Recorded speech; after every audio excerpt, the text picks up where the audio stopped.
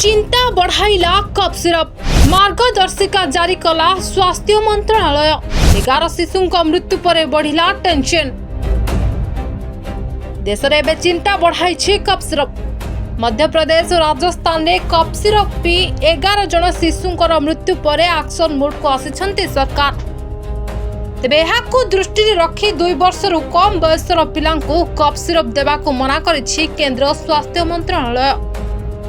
मध्य प्रदेश और महाराष्ट्र में cough syrup खाइबा परे गत किछि दिन मध्य 11 शिशुंकर मृत्यु होइथिबा नै अभियोग होइतला।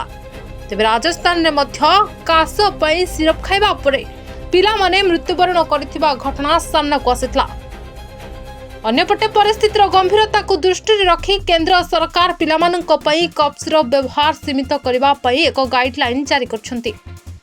तेबे विशेषकर स्वास्थ्य सेवा महानिर्देशक कहिसंती जे 2 वर्षर कम बयसर पिलामानंकु काश एवं ठंडा औषध देवा उचित नुहे एवं साधारणतः 5 वर्षर कम बयस्क पिलामानंक पई मध्य एभली औषध देवा ग्रहणीय नुहे। तेबे समस्त राज्य और केंद्र शासित अंचल पई सरकार जारी करिथिबा उपदेशावली रे कहा जायछि जे पिलामानक ठारे काशर अधिकांश मामला स्वयंसीमित रोग जहा औषध बिना भल होई जाय। एथिपाई शरीर रे जलीय अंश ठीक रहिबा तथा हाइड्रेशन विश्राम जत्न प्रथम चिकित्सा हेबा उचित। ब्यूरो रिपोर्ट हिरांचल लाइव।